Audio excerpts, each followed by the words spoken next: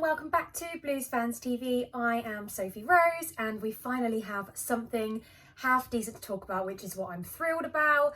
We have signed Timo Werner yesterday and I wanted to go into a little bit more detail about how he'll fit into Frank Lampard's side, how he can hopefully help us bag some more points next season and, you know, sort of solve our problem, which is goals. We haven't really had many goals and a lot of that is due to, you know, a lack of options up front, and now we finally have one. So I've written down some notes here and I really want to get into this because there's a lot to talk about with this player. I'm really happy about this one. I think this is one of the most promising signings that I've seen us sign, and yeah, I'm just thrilled that we've actually finally had some get up and go and signed him before someone like our rivals, aka Liverpool, got in there. So let's get into it. So he is a very expensive player. I think over the course of the 5-year deal, we'll be paying him around 102.5 million. That's with the transfer fee, that's with agent fees. That's also with his wages, which I think are around 175k a week, which is almost doubled his current salary. So, you know, we are forking out a lot of money for him, which I think we can afford to do because, like I said, we have sold Eden Hazard and we haven't actually had the chance to spend any of that money due to the transfer ban. So now that we're actually able to sign a player and in such a desperate need of a position like a forward, I think it's money well spent. And he is somebody that is young, he's promising, he's been fantastic at his current club. There's only one incident that I've read about, which was in 2016, where he faked a penalty, admitted to diving in a game, and that lost him a little bit of respect. But apart from that, I haven't really heard much bad about him. He scored a fantastic goal a couple of days ago, top corner, I think. And yeah, you know, that's what we want. We want a striker that can actually score goals. And I think it's unfair to be too harsh on Tammy because he has sort of been all on his own, and although he may not be through his performance, I think he did wonderfully at the start of the season. And you know, from only playing in lower league teams, and then coming back and stepping up in such a tested time for us, I think was fantastic. So I don't want to be too harsh on him. Of course, I put out some videos which are like, you know, he needs to improve, as we do with a lot of our players. But it's great now that we have another option, and I'm going to talk about the possibility of possibly them two playing together. I want to know what you lot think about a potential Abraham Werner link-up partnership. I think we haven't played 4-4-2 for years. I don't know when the last time that was. You know, we've always been a team to either play with, well, we at times, because we were out of options, we used to play with Eden Hazard, didn't we? If we didn't have the option of a forward, if they were injured or suspended.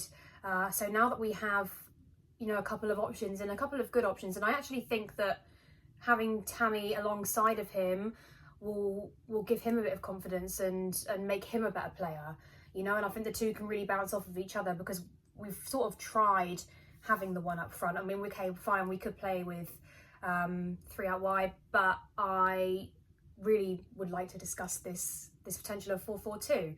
I don't know whether Frank will ever go for it. I'm not sure if that's a system that he'll ever play, but I think, you know, you only know until when you try, and I think this could be a real possibility and something new that we haven't done yet. So Werner has played out wide before. He's played out wide in the German national team as a winger. I think the current manager said, I'm not quite sure about his name, but the current manager said that he valued his speed more than the amount of goals he could score. But I think that's also a positive. You know, you want a player that's versatile. If we did ever have serious injuries in the midfield, it's nice to know that we have a player that has played as a winger before. That's always a bonus. But, you know, for us, I think we should focus on having him up front. I think regardless of how fast he is, it would be really inconceivable to me for Frank to not play him as a forward, and I'm sure that he will. And the question is, do we let him go up front on his own and rotate him and Tammy, or do we play them both together? Tammy is a fantastic striker, but can he carry the weight of the Premier League on his own when we go back? I'm not so sure. Going into next season, bear in mind they've all had a rest, but rest isn't always a good thing. We saw that with Arsenal against City. They sort of crumbled. Thank you, David Luiz. Just thought I'd put in a good little mention there. I feel like he's Chelsea's agent, David Luiz. But you know, not drifting off of subject. It will be very hard next season for Tammy to do this on his own. We already saw him start to slip out of a bit of form, which naturally will happen when you're sort of our only option up front. You will get tired. There will be injuries eventually. You know, whether you like it or not, it's just part of football. And I think having them both up front together will just be a new system that we haven't explored yet. You've got to also look at our competition. Liverpool have such a strong up front. City, you know, they've got the likes of Aguero just on his own can get past us, and he's always prone to scoring a goal against Chelsea. So I would like to think that we can build a strong force up front, because I look at all the games that we really suffered in this season, but before the pandemic. And a lot of it is us having the ability to get the ball in the box, absolutely no problem, but nobody to score the goals, nobody to put the ball in the back of the net, nobody to finally win us those 3 points. And from what I can see with Werner, he could be the answer to those problems.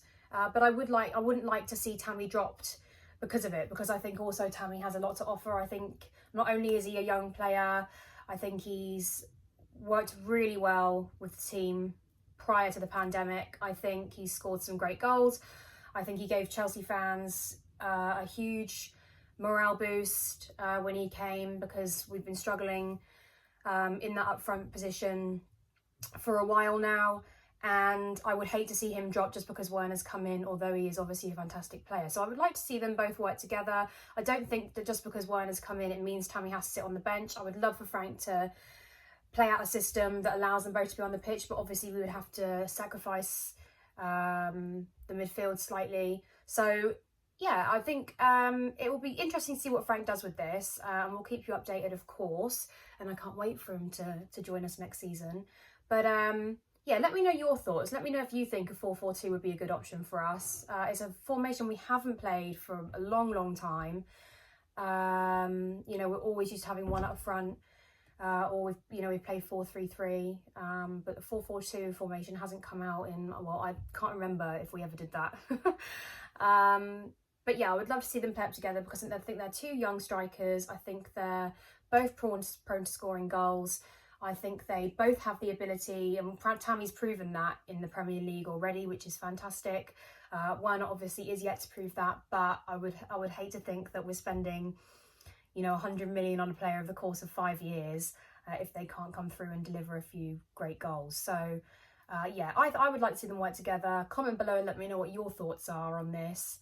But yeah, it's exciting. It's just exciting that we finally signed a forward. I've been waiting for this moment for so long. Whenever the transfer windows come, I thought it was going to be in January, and nothing really happened there. And I think you saw how our form dipped since then, or how inconsistent we were. We had a couple of good games, but nothing that really stood out to me. And I think just having a player that's able to score goals is fantastic. So well done, Chelsea Football Club, for finally getting a deal to go through. He was nearly on his way to Liverpool, but I think Liverpool wanted to try and talk their way into sort of a reduction in his fee, which is why that didn't go ahead. I read that he had a couple of sort of video calls with Klopp, and it wasn't really Klopp's decision to not take it further. It was more just the issue of the fee.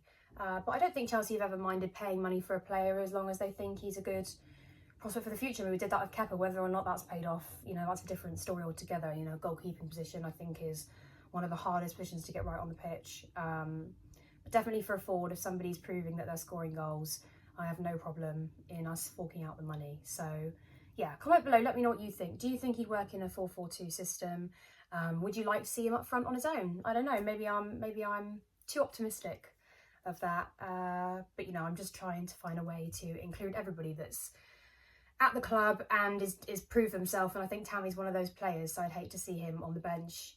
And I think having the two of them up front could mean multiple goals for us. So yeah, let me know what your thoughts are, and we'll keep you up to date with this one. So fingers crossed, everything's going well, and you guys are safe and happy and well. I know the pandemic is getting a little bit stressful for all of us, but it's great to have the football back on the telly, especially when Arsenal are losing 2-0 because of David Luiz. Had to get that in. Sorry, that was a bit of a cheap shot, but Agent Louise, never know. Okay, right, gotta go. Comment below.